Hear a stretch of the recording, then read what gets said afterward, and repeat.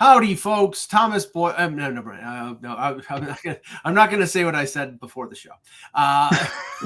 Just to know, Thomas, you're on my shit list. We'll start with the pre-show. Go ahead, Russ. So, I had an interesting text conversation with a well-known writer, and it was about Edwin Diaz getting caught last night with stuff on his hands and getting the automatic 10-game suspension. Neither of us have any aspirations of the Mets doing anything, but the point was, hey, what other sport is there this automatic 10-game suspension the minute it happens before you even get out on the field? And it's true. Like, there is nothing else like this. Maybe there's something in another sport that I'm not aware of, like soccer or something, but Anthony will tell me. But there really is no other, like, adjudication, for lack of a better word, in any other sport that's just like, now you go to jail and it's 10 games and that's it. It is kind of bizarre. Isn't there a 10-game or wasn't there a 10-game suspension for a coach who sent out, or a player who leaves the bench? Wasn't the David Clark? Was it at 10 games or 5 games? But David, you're playing. You're already on the bench. This guy never got in the game. So he didn't break. He didn't break the rule, but there was the intent there to break a rule. It's like Joe even in the game. It's like Joe Negro getting caught with the nail file before he's thrown a pitch. Yeah. Well, here's one even better. I think his name. I think I have his name correctly. And any Blue Jays fan out there, I think it's Ordelvis Martinez, who was like one of their top prospects. He was called up from AAA, played 2 games, and then gets banned for 80 games for PEDs. It's like, I mean, you know, I don't know what these players are doing. It's like, if you're taking stuff that is not signed on by the team, you're a moron. You are, like, I know you're trying to. There's that hotline. Like, they have a hotline they can call and ask anybody. But you know what, Mike? It's not about that. Having interviewed players that did and didn't, it gets to a point in your career where you're just like, I'm going to roll the dice. I want to play in the big leagues. I'm going to roll the dice and hope they don't test me.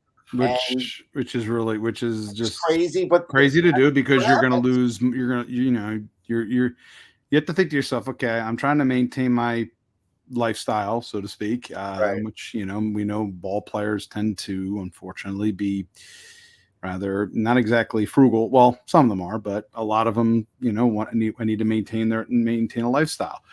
So, but that risk reward thing that you have to kind of process through requires sometimes some higher order thinking skills that sometimes, again, people lack. Because remember, one day in the majors is more than he'll make the whole season, a lot more in the minors. Yeah.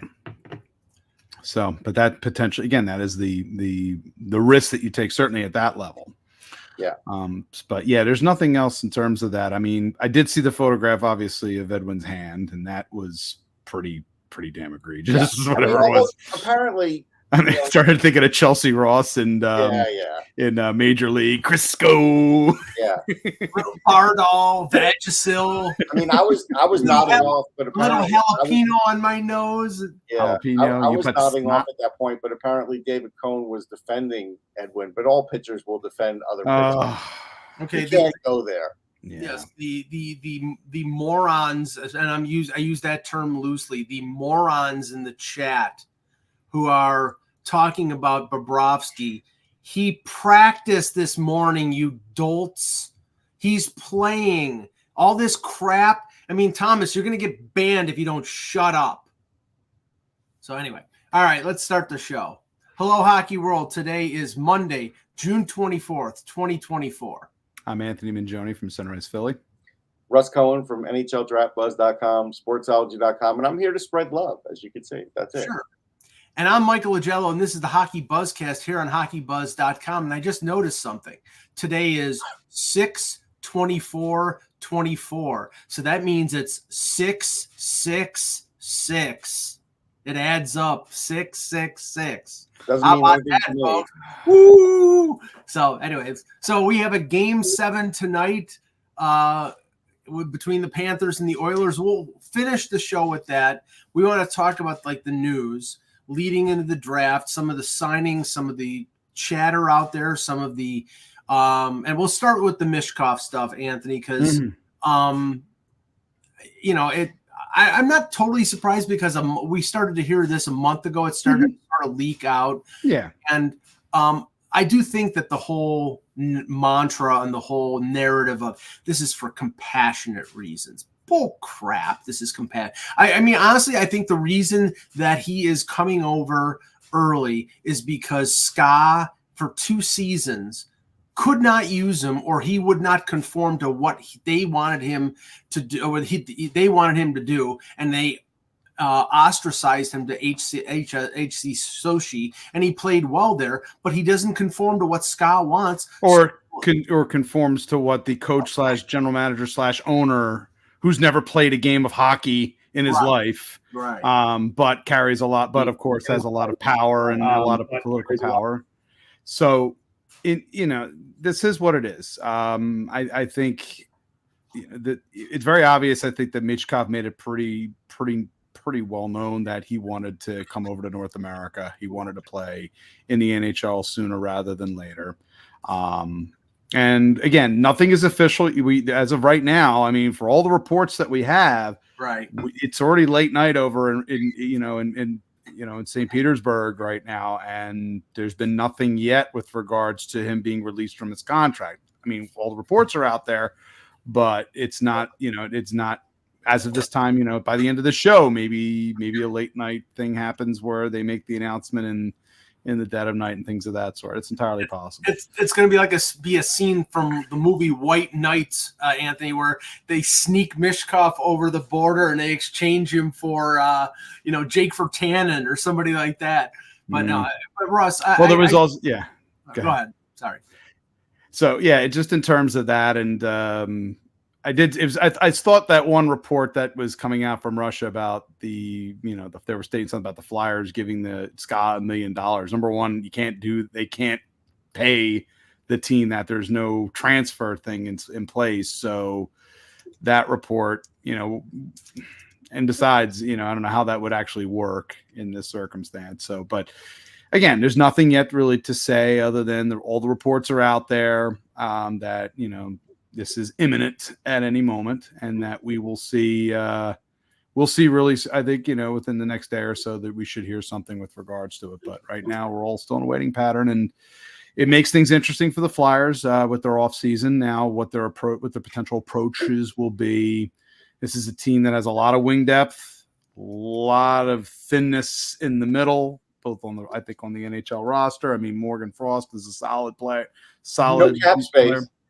No cap space at the moment, but again, that's where you got to start getting creative if you're Danny Briere in terms of moving those things around. Well, for potential, if you are trying to get centers or at least potentially draft one, which is, in many ways, why I think the Flyers are leaning, because they're threadbare in their system with any center prospects. Well, let's stay on the Flyers page, because we did hear the rumors last week of chatter between the Flyers and the Ottawa Senators, some of it potentially of them moving up to Ottawa at 7, some of it including, players like, we heard Chikrin's name mentioned, but I'm not sure if we heard Shabbat's name, we heard Farabee and Lawton. I'm not, okay, you're closer to the scene than I am. I definitely know that the Flyers need a point guy in their power play, and Shabbat can be that guy. He could be, yeah. That's who they're in pursuit of, and his particular skill set, I think. If you already I feel like if you have a Travis Sanheim, getting a Jacob Chikrin almost makes no sense. It's kind of, they're both one. I agree with that. Right. Whereas a Shabbat has a skill set that absolutely complements the rest of the other various players, and that's, you're trying to not have redundancy if you're going to be adding that kind of a salary to your lineup. So it could be that. I don't know. I know somebody asked me about, well, what about Shane Pinto? Is that a possibility? Ottawa seems like they're too locked in with Shane Pinto at this point now. They're just trying to figure out the long-term contract. Would he fit in well for Philadelphia? Absolutely. I don't think there's going to be Shane Pinto. Well, and that's pretty well with. And that's the thing, Anthony. When you think of potential deal between Ottawa. I mean, Ottawa up the middle, even though Norris has got a lot of injury issues and got hurt, I think, twice last year. Yeah. That's Stützle, and they've got Norris as their 1-2. Pinto is almost a luxury. I mean, he's not a third-line center. I think he's probably more of a if you're moving – if the Flyers are moving Scott Lawton, for example, and that is a player that I think if you're looking at Philadelphia, Lawton either fits at center or wing in this case, whereas Pinto is a center. And if your Flyers are, if you're trying to structure your lineup, if your center situation is, you're able to have the luxury of potentially being able to play Sean Couturier back in the lineup a little bit more and kind of ease him back in. And if you had a Pinto and Frost in the middle, right, especially with potentially a Mishkov coming over, the creativity that could be really good. There's just no indication at the moment that Ottawa is even remotely interested in moving Pinto. But if again, and then for Philly, they have to deal with a contract negotiation with Shane Pinto. Right. In addition, in terms of trying to figure that out. Best idea either. It's not unless you really are because the Flyers again. There's no question, Russ. They are looking. They are looking for a center. They're definitely no question. Listen, I just did another show that hasn't aired, and that is what we talked about. Yeah. They could start off with Frost. They could wait till the trade deadline. They don't have to act now. The whole thing is this: even though they may feel like when they got the deal with Johansson that they were going to be able to do something with it, until they do, that cap space is tied up. Yeah, and but that's again something that we could either a little before the draft, during the draft, or as we all love we're all hopping on airplanes to go home.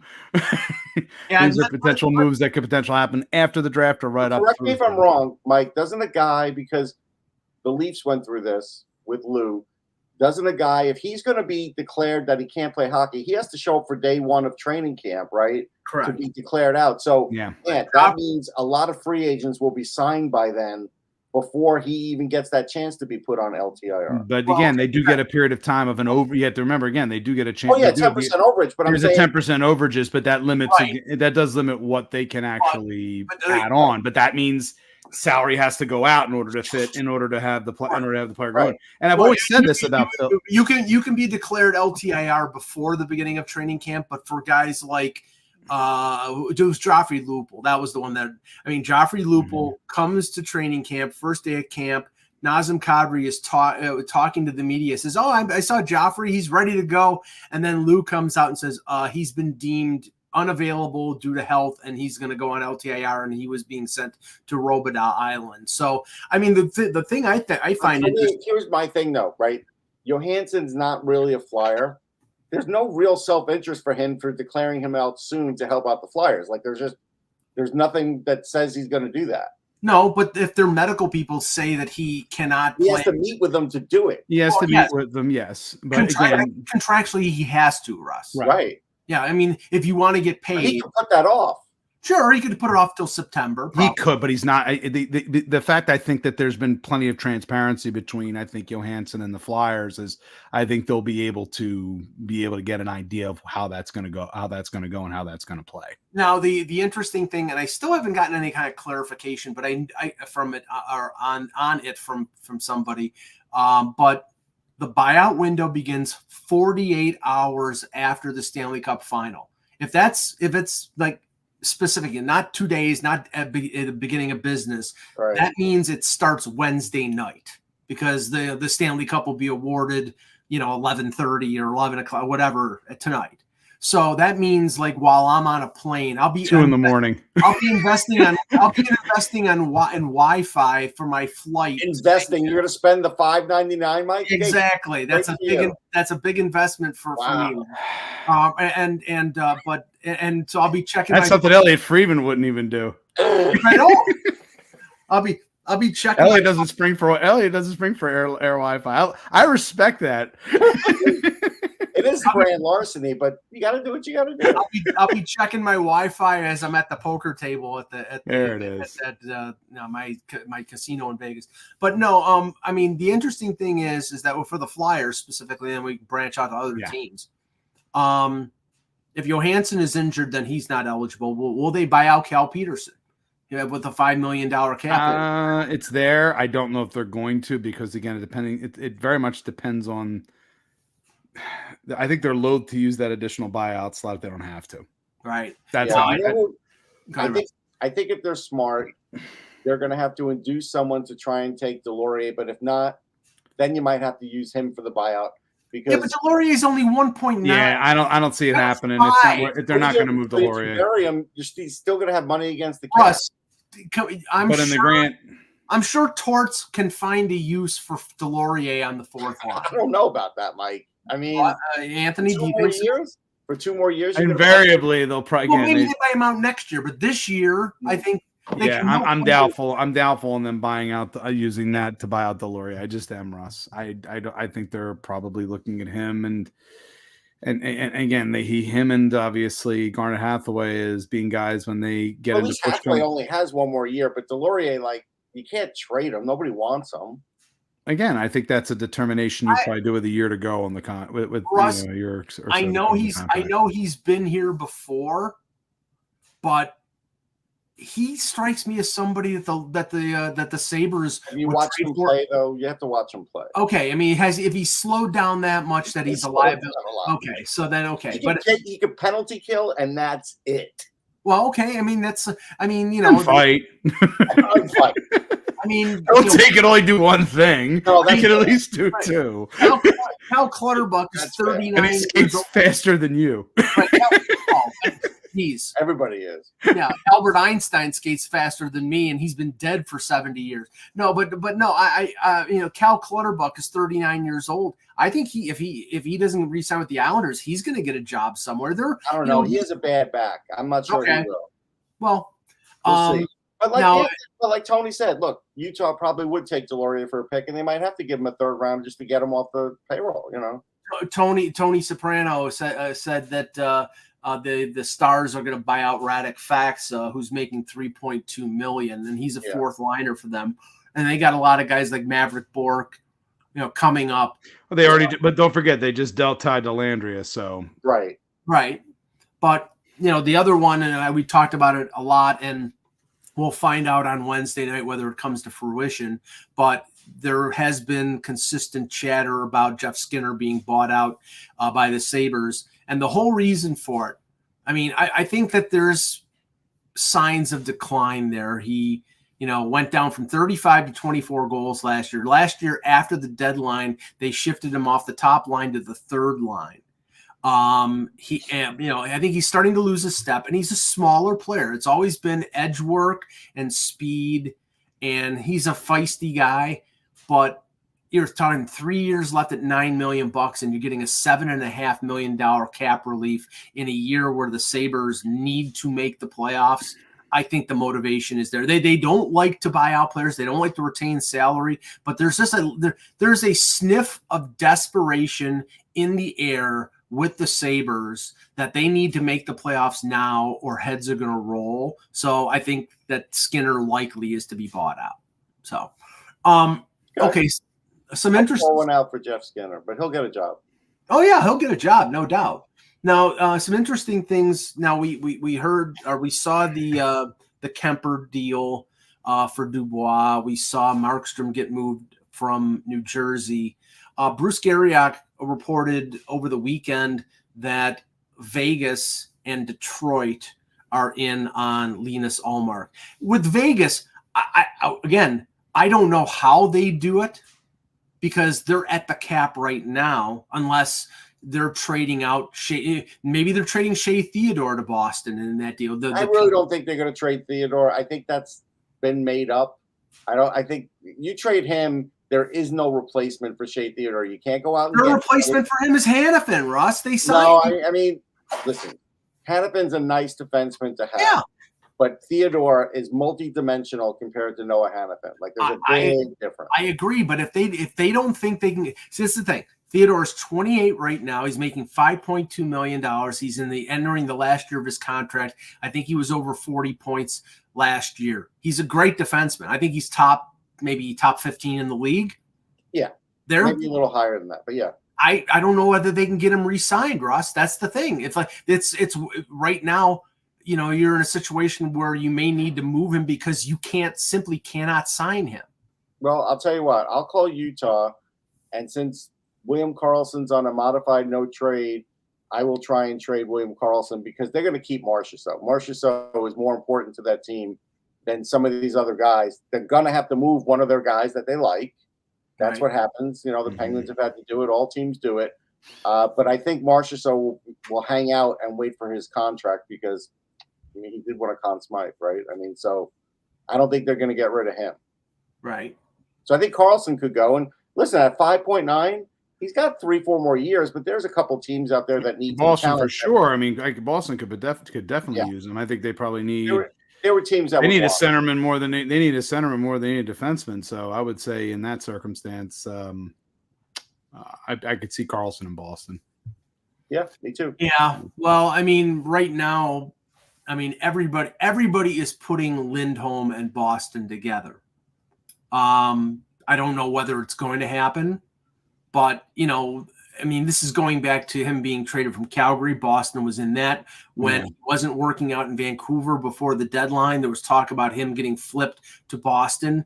I would actually be shocked if Lindholm does not end up in Boston, and if they do get him, he's going to get overpaid there. I think he's going to end up being probably a $7.5 to $8 million a year center with the Bruins because the Bruins are so desperate to find that replacement for either Krejci or Bergeron. And don't get me wrong, Lindholm is neither, but he's a good center. So I think that he's closer to a Krejci than a Bergeron. Right. But still, he got that Goudreau bump. He's not getting that again point wise. He's a different guy. No, he benefited from having Goudreau on one wing and Kachuk on the other. He's not and prior to that, he had he was slotting well in Carolina before he got dealt to Calgary. Right. Russ, I didn't see that the Derek Brassard has announced his retirement. Unless I'm wrong, he was the player going to Ottawa in exchange for Mika Zibanejad. Yeah, which could be one of the biggest robberies of the last 15 years. That was one that I knew when that trade was made. I was like, well, hold on. This guy was a star in the World Juniors. But again, the problem was overall pick. Right. But the problem was that was the first sign of when teams had decided this cap is tough and we weren't going to be able to re-sign him. So we got to get what we can get. And at least Brassard is a good pro. He's a great guy, though. I literally interviewed him the year after he was drafted. He was in Montreal, drafted in Montreal the first time. That was like the Ryan Ellis draft. And he was just walking around with his agent. And I used to do that show out in the concourse. And he came on and, we talk hockey. And he's just that kind of guy. Like fans love him. Teammates love him. Really good player. Nice player. I don't think he reached his zenith, like for as high as he was picked and maybe the hope with him and Nash. But he still turned out to be a nice player. Yeah, and Zibanejad is. Even though Zibanejad didn't have a great playoff this year with the Rangers, he's their top center. You can't say Trocheck is their top center. Zibanejad is. So now Trocheck's their top faceoff guy, though. He's their front, yeah, exactly, and he's their matchup guy defensively. He's a much better defensive center.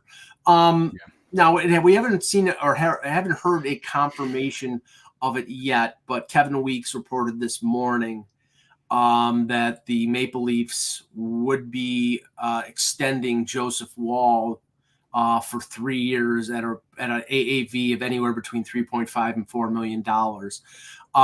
Now, Woll is under contract for this year at below league minimum.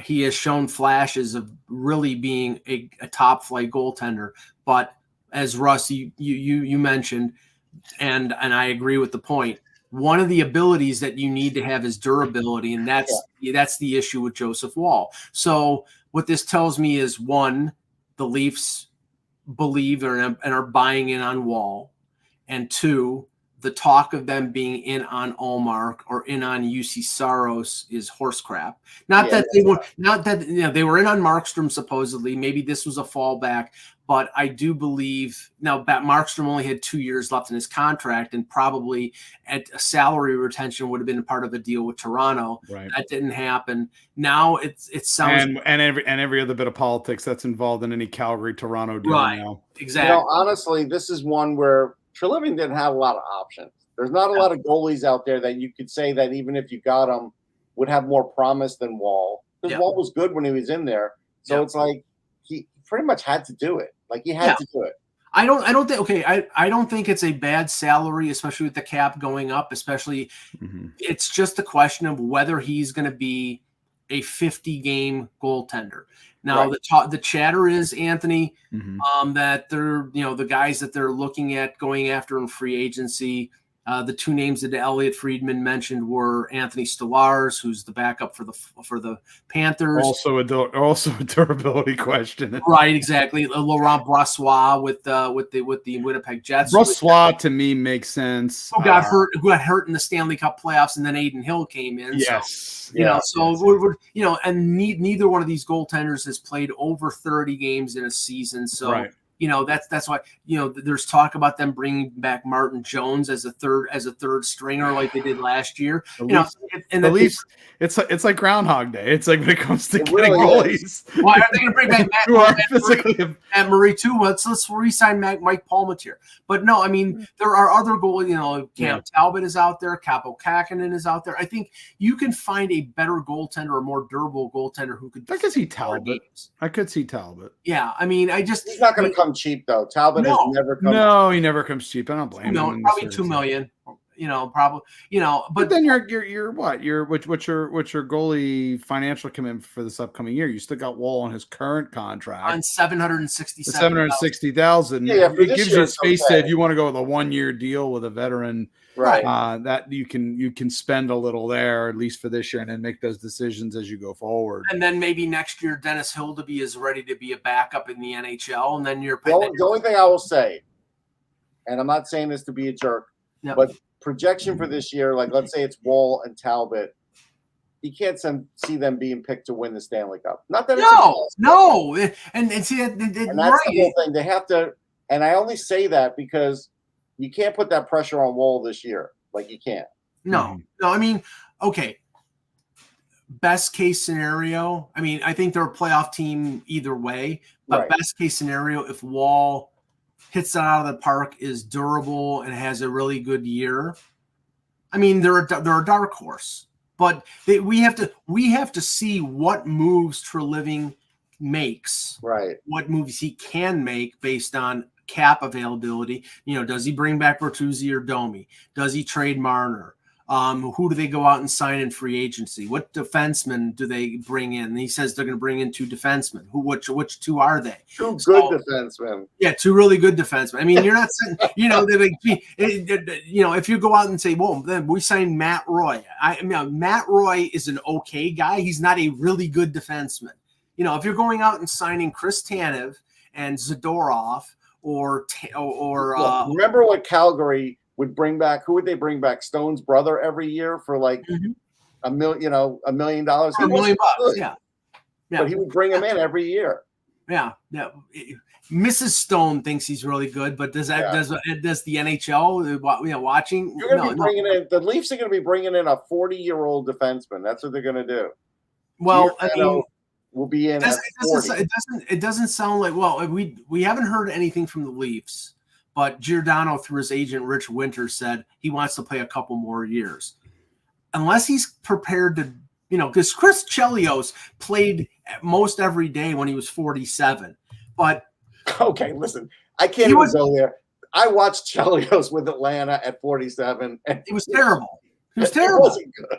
Right, and the thing, I mean, he was one of the great defensemen of all time. Right, Giordano, until he got hurt last year, until he got the concussion, was okay. But is he going to be willing to be a 7th defenseman at league minimum?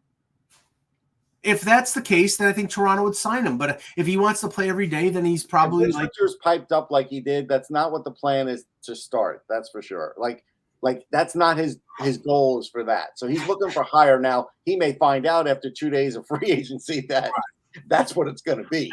That's the only option that he has. Yeah. Okay, well, just wanted to touch on this before we talk about the final, the Game 7. It came out over the weekend that it appears that Rucker McGroarty, the first-round pick of the Winnipeg Jets, and him and the Jets are a marriage that's not gonna work. Right. Now I didn't hear they didn't say what the detail was. Nobody has detail. Right, whether he wanted to turn pro. It sounds very much like the Cutter Gauthier situation, Anthony, where very similar. Where he maybe wanted to turn pro after his sophomore year at Michigan, but maybe Winnipeg wanted to play him in the minors, and he thought he was ready for the NHL. Yeah. Who knows what the detail is? All I know is it sounds like, and Elliot Friedman is reporting that more than likely before the draft on Friday, that's the first round, that McGroarty will be traded. Now, here's the thing I'm going to say about all this, Mike, is the fact that Winnipeg wants this out there. Yep. Versus with Philly, who did not want this out there with Gauthier until the time was right for them to move it. So this tells me Winnipeg is putting it out there. Is generating market. They're generating market because they know it's not going to happen, and this would be, potential apex point of value for a trade if it gets but again, that's the thing. They're letting it get out there versus holding it until the time is right. I got 6 names. I'm going to publicly read 6 names. Gonna clear my throat here. This is like, I feel like this is like me. Yeah, go ahead. Go ahead. Adam Fox, Alex Kerfoot, Jimmy Vesey, Kevin Hayes, Brian Berard, Eric Lindros. It's not like this hasn't happened before. True. No, and Cutter Gauthier. People are overreacting. They're overreacting because a first-round pick has been expended, Russ. A team, and it's you understand this. And it unfortunately it's egg whether they like it or not, it's egg on the face on the team that drafted them. I understand that. What I'm saying is, I don't think NILs have changed what college players have always had. They've always had this power. I don't think but they're now able to to incorporate and use it a lot more, and in many ways encourage teams. But do you really think that Rucker McGroarty is making enough money with NILs that's a motivation here? No, I mean Michigan's a good place, but no, I don't think so. I mean, if he wanted, because remember there was talk around the deadline that McGroarty would be somebody that the Jets, once Michigan's year was done, they were going to sign him and they were going to put him in the lineup before the end of the season. And then it didn't happen. So we don't know. He did have an injury that year, and I don't remember where it happened at what point of the year. But he had 52 points in 36 games with Michigan. He didn't score as many goals as a sophomore as he did as a freshman. Mm-hmm. I remember when we were in Montreal, we bumped into him in one of the establishments, and he was happier than a pig. And listen, I bumped into him. I mean, anybody who's drafted into the anybody who's drafted into the NHL is sure, going to be. Of course, I bumped into him last year. I think there's a chance he's going back to Michigan anyhow. Well, okay, that's why Winnipeg's like, all right, let's see the writing on the wall here. We're going to try and preempt this, but I don't think the next team is going to have an automatic in. That's the question here. I mean, I would assume that any team that's going to trade for him is going to contact whoever represents him, not an agent, but his advisor, to find out how amenable he is to coming out now and signing. Because otherwise, Winnipeg's not getting anything. Okay, you say that, and for a while I thought, Adam Fox is going to, he's going to go free agent. And then last minute, I had gotten a text that it could happen in Carolina, possibly. And Carolina did trade for him. Yeah, they traded just like Buffalo traded for Jimmy Vesey, and they didn't get him. But it didn't happen. Right. So, but the point is, a team still might trade for him. Like if I'm Detroit, I'll do it because I think there's a chance he'll go there. And so, I'll do it. I'll just spend the draft pick. You'll roll the dice. Yeah. Yeah, but the thing is, though, I mean, Winnipeg is putting it out there to get the highest return as possible. Obviously, a guy that they picked in the first round, they're going to want to get a first round pick. They're back. not getting a first rounder. Okay, so if they're think about it, nobody gets a first rounder in this situation. Nobody. Only a team that has multiple firsts that thinks they have a chance to, like if Utah or if Chicago or San Jose or one of those teams, if they thought they had a good chance to sign him, if they had contacted his advisor and said, yeah, I'll go. Because, I mean, if he goes to the Sharks, think about it. The market's been set for this. Like when the Rangers traded Fox, when Carolina traded Fox, the Rangers traded 2 second rounders. That's what it worked out to be. Right. They're not getting a first. Anthony, do you think that Winnipeg could get a first round pick from McGroarty? I think they're hoping. Maybe that's the reason why this is out there, is that there's a team out there that may look at this draft and say, and based on we've obviously had our discussion off the post about how people view this draft versus maybe next year's draft, and how, and maybe they're hoping that a team this year who's maybe close, even if they're in the 20s or something like that, or they've got multiple picks and are, they look and go, McGroarty would be someone we really would like to have in our system. And this year's draft isn't as plentiful at the forward. Again, it's going to be how you evaluate it. Do you view this draft as being as plentiful at the forward position? And you're missing a Rucker McGroarty type of player, maybe that you're looking for that, will fill in. Maybe with the right partner, but to me, it would not be it would not be anywhere a high pick. It would not be to me. It would have to be a team that's a potential playoff team, somewhere in the 20s potentially. Yeah, this is not going to be a place for the Sharks to get him or whatever, because he's not going to go there. So you have to know that as an organization. Not a 14. You're not going to deal pick 14. No, they're not going to deal pick 14. But I mean, just in general, even if they offer 2 seconds, he's not going to go there. You have to know that they're not good enough for that. But that's why I suggested Detroit. There's a few teams, but you're going to have to spend, I think they'll spend a second round pick. Someone will give them a second. And I think it'll be probably in many ways, it could very well be a little bit like the Gauthier trade. Again, at the end of the day, that's pick Philly. I mean, granted, they did get Drysdale for him, but again, it would have to be a player that the other team may feel like they've got a better option in system, or someone that they're ready to bring up ahead of that other player. That could be, and that very well was what Winnipeg is hoping for here. Right. Yeah. Well, with Winnipeg, it's harder. Like Philly, a lot of players will still go to Philly and play. I'm just talking about in general. I'm not talking about attractiveness of market and things of that sort. Yeah, but I get you on that. A certain team has 10 second round picks in the next 3 years. Sure. I would give up one of those seconds from McGroarty. Definitely you give up one. Utah? Yes, Utah. Yeah. But I still think the chances of Utah landing him are remote. Right, but that's why I would say I would want to talk to his advisor before I make a trade with him and say, okay, what are your thoughts on coming to Utah? And if he says, oh, we'll think about it, then I'm not trading for him. Well, I mean, but here's the other part of that. So, and maybe, I'm sure when Carolina did it, it was like we're undecided. And I told you, I gotten word that it maybe could happen, and then it didn't happen. All right, the Rangers.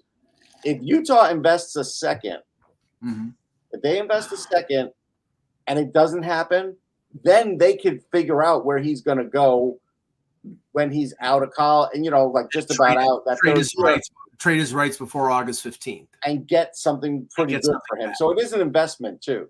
Yeah. Johnny Red asks, are the rumors true about Patrick Kane signing with the Rangers? I don't know one way or the other, but my BS meter tells me that it's BS. Yeah, I mean, everything I've heard said he's going back to the Red Wings. That he's probably going to try to squeeze them for Kyle Davidson came out and said he's not coming back to the Blackhawks. They don't want. I don't think anybody really thought that he would. I know some people were like, "Well, he can play with Bedard." No, they didn't. They're not. Next time Patrick Kane signs with the Blackhawks, it's the 1 day retirement. I don't even know if they'll do that, Anthony. I think they'll retire his number, but But okay, so let's talk about the ceremonial, game. Mike. Come on. Yes, I know. Let's talk about the game tonight. all apologies to my good friend Jeff Merrick, but he's pumping this up as this is the most consequential game in NHL history.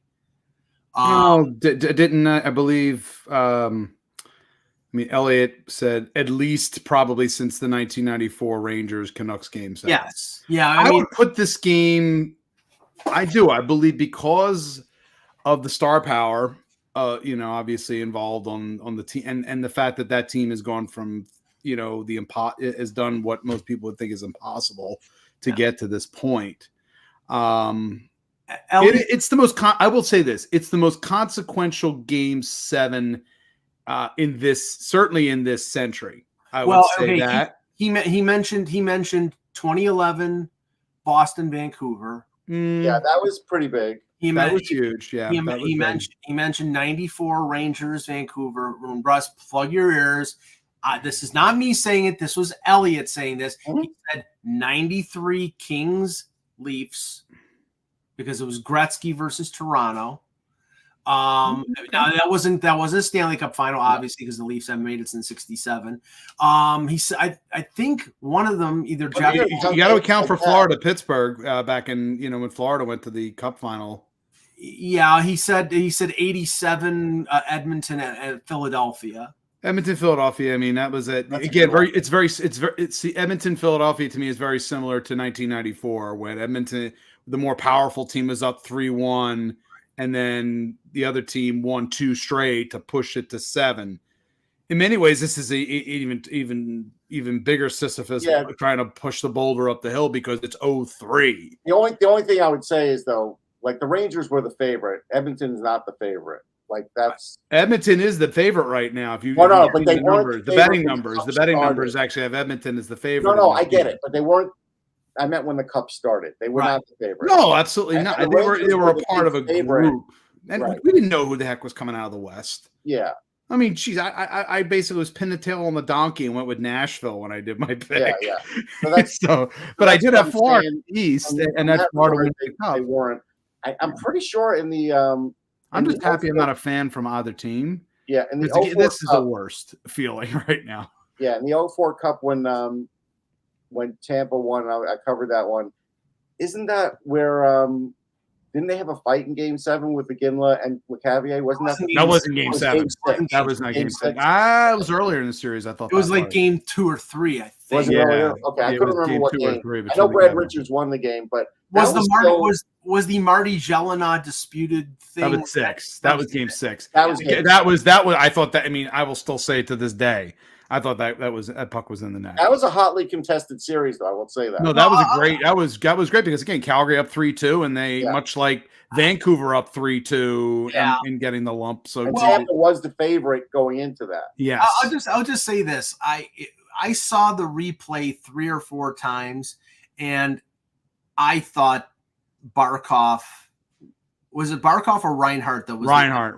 I thought Reinhart was on side. I thought now they had a better angle, and I don't understand why the NHL did this. They have a situation room in Toronto set up the entire season, but for the Stanley Cup final, they moved the situation room to the location of where the game is. Ugh. What the hell are you doing? That's what the NCAA does. Like, why would you do it? Here's my problem with this whole thing, and I think Sean McDonough brought it up, and he's right. If it was him. When this rule started, the intent was they don't want that Danny Briere offsides that we've all seen where everybody's seen the picture. But the point is, and McDavid's even complained about this, there should be a time limit on this review because if you have to look frame by frame for 10 minutes, then it shouldn't be called. You can't call it. You're looking for a reason because you're worried. Yeah. By having the situation room in Edmonton, in this case, they're fearing for their lives. Right. I think about this. So then ABC, and I remember messaging you guys, ABC comes back, and they're like, we have the shot, and it's completely blurry. Now, the score had the right, not the score, Sportsnet had the right shot. But the point was, how long did it take to get that shot? Like, there has to be, the spirit of the rule wasn't, we're going to take forever to get this call right. The spirit of the rule was, we don't want a guy to be completely offsides, and that did change the momentum of the game severely. Absolutely. Yeah. Oh, and Maurice lost his shit. He did. He went nuts. And you know what? I think you could tell from that because it was 2-0 at that point, and that was the quick response goal. That would have been a momentum changer, and then the Hyman goal late in the second period, that was the death knell. It was over with. Yeah. So, I mean, the argument here of now Florida is under more. It's Game 7. I think the pressure is equal now. I really do. I mean, you could say, well, the pressure is more on Florida because they've blown the 3-0 lead. Well, okay, if Edmonton loses this game, then winning those 3 games is absolutely meaningless. No, I would say it's meaningless. I would say in this circumstance, it stinks that if it does happen out that way for them, but it does say something for the team potentially going forward. It does. For next year, it would mean for something. Next year, I think it would definitely mean something, something that you can kind of hang your hat on. I do think Florida's winning. I do believe Florida's going to win this game. Then I think somehow, some way, last line change.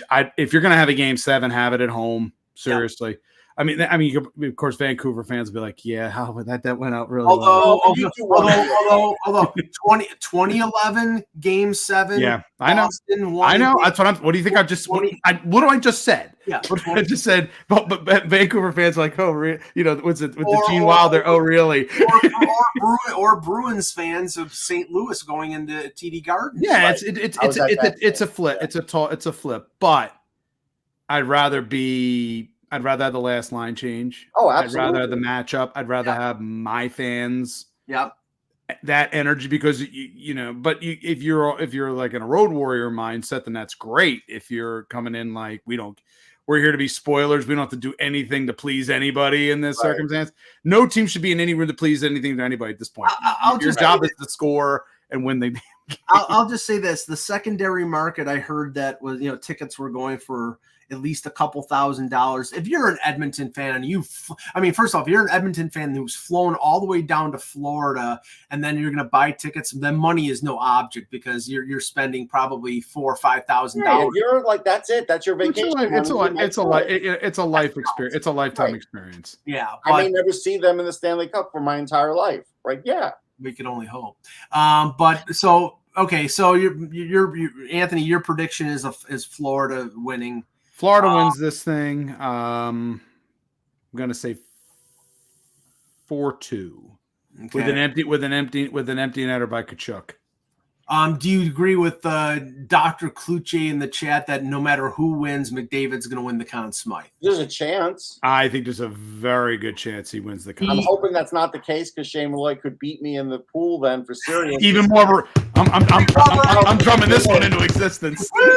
No, but okay. But he picked Edmonton, so it could be a dead tie. Shane and I could be completely tied at the end too. He would be the only. Great, you'll coin flip in Vegas. He would only be the second non-goaltender to ever win the losing player to ever win the Conn. I think there's a chance. I think there's a chance. If like Tkachuk were to have a 3 or 4 point game, he's probably going to win it. Yeah, he'll win it, and I think he'll keep it that way because it'll just be because McDavid's going to be like. Nobody wants to be the Conn Smythe winner on your team. I don't think it's going to be Bobrovsky anymore. Even if he stands on his head in this game, I think if it's Florida and they win and he has a good game, it'll be Barkov that gets the. It's a very good chance, but I'm going to say Florida 4-3 in overtime. I feel like this game's going to start off very tight because 3 overtime. Vengeance for Game 4 against the Avalanche, where they lost in triple overtime. Think about it. I'll be watching. That's why when Mike said at 11:30 we're going to know who wins the cup, I'll be like 2 a.m. I'll be watching repeats of the Equalizer at that point. My whole thing is this though, because this right now, like the way this series went, there is no reason for either team to try and start out as fast as they could go. I think they're going to feel each other out. But always Game 7 is nobody ever wants to expend their energy in the because the problem is you're trying to control that energy throughout the entire game. Yeah, you'll wait for a mistake early on and hope. Yeah, it's a chess match. It's a chess match. Then when one goal scored, pace begins to pick up. Gets the 2 goals, if it's tied, then it tightens up again. If it gets 2-0, it's a 2-goal lead, then you might see things get a little bit more freewheeling. But if it gets to a tie, then both teams go back to But I have a what if question. I think there's a real what if question here. based on all these days off, do you think Edmonton would even be at a Game 7 if there were 2 less days off, like one less in each of the flying trips? Because Draisaitl looks way healthier now than he did. Yeah, time to recover. Listen, recovery is critical. And I absolutely think it's a factor in and this. The weird thing is, Russ, I thought the advantage, especially if the series went deeper, the advantage would be to Florida, because the one guy we thought was going to be an issue was Bobrovsky, and he's actually played worse as it's gone along. Right. So, I mean, I don't know how much rest is a factor for Florida. I do think that some here's the problem with time here. This is what I'll give you, Mike. When you start to lose games, you now have you have more time to steam. So you don't have the turnaround where it's like, okay, screw it, put it in the past, we go to it. Okay, and then you got 2 days to think about, where did I screw up? How did I screw up? Right. You need that for goalies and for teams that are now on the back foot like Florida is. You need to have that quick turnaround so you can immediately throw that energy into putting that behind you. And unfortunately, the way this series has been scheduled, the break has absolutely been hurting. I think has hurt Florida. How wrong can someone be about a team that tactically has a following as an analyst that keeps doubling down on a terrible moronic take? Because I'm right, jerk ball. Your name is perfect for your take there. Okay. Who's going to get the game-winning goal too? I feel like here's my scenario. Here's my game-winning. One from each side. Here's my game-winning goal scenario. A Cody Ceci giveaway that goes right on the tape to Carter Verhaeghe. Okay, I'm going to go and Leaf related right down the line. One guy that I talked about a lot is Adam Henrique, so I'm going to pick Henrique for the Edmonton side. I'm going to pick Tarasenko, Mike, for the Florida side, because even though he has not had a great series, he is a dangerous guy because he's played in the Cup before, and Henrique low key. Like you want anybody on the game on a player's stick who's been there before and literally done that. It's Adam Henrique. In honor of my good friend, Flamester in the chat, I would like to say that it would be poetic if Kyle Poso emulated Lanny McDonald in the in '89. The last goal he scored in his career was the game-winning goal in the '89. I'd like to see it. I would love to see if this is Okposo's final game, considering long distinguished career toiling for teams that weren't particularly good, and his one chance is to win the Stanley Cup. I'd love to see it. 1,000 to 1 that happens. But that we get to that point. That's going to be that's where it's going to be the double, where they have to have him out on the ice because they went through 2 overtimes with the first few lines and they're gassed, and you need somebody out on the ice. Yes. So if it's a 2 OT winner for 4-3. Maybe in that case, Okposo is the one that gets, will get you that goal.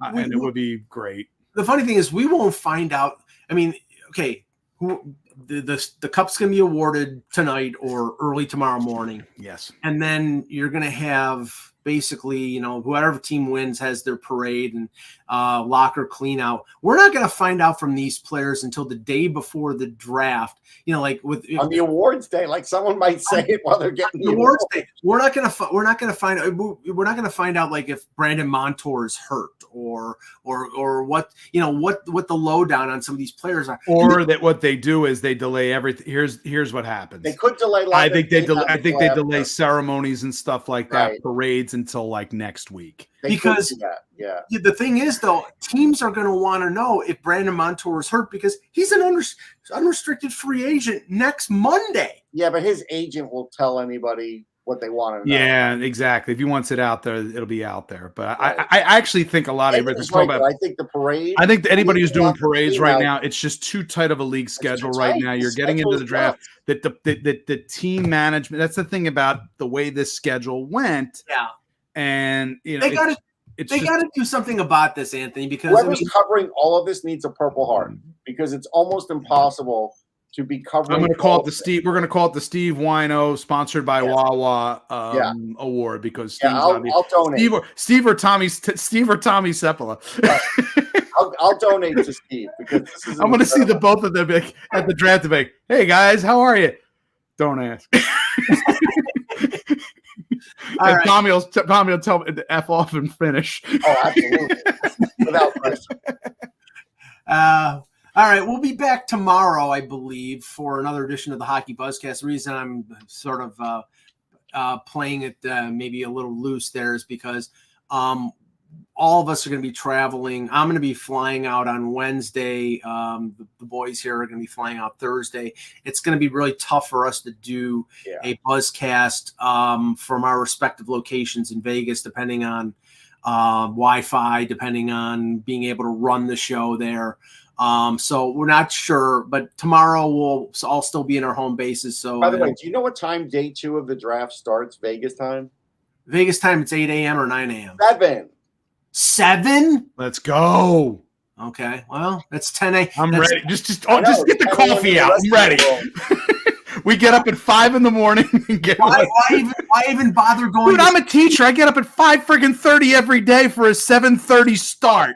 Don't bitch to me. Okay, I'll tell you this because I've always traditionally been a night person, but as I've gotten older, I'm going to bed at for me, 1 is early. But I've always I purposely stayed up until 2 o'clock in the morning yesterday, and I'm going to do that again tonight because there's a 3-hour time difference. If I'm going to bed at 11 o'clock now, that's going to bed at 8 o'clock Vegas time. It's like this is my first time in Vegas, dude. You're talking to a person who literally was it's 5 hours ahead a week ago. Now I'm going to be 4 hours behind. My brain is going to be scrambled eggs by the time I'm done this trip. You're the tester. I went from freaking Iceland with my family last week for Monday, and now I'm going 3 time zones over for Vegas for a few days. So let's just hope there is not rioting in the streets of Sunrise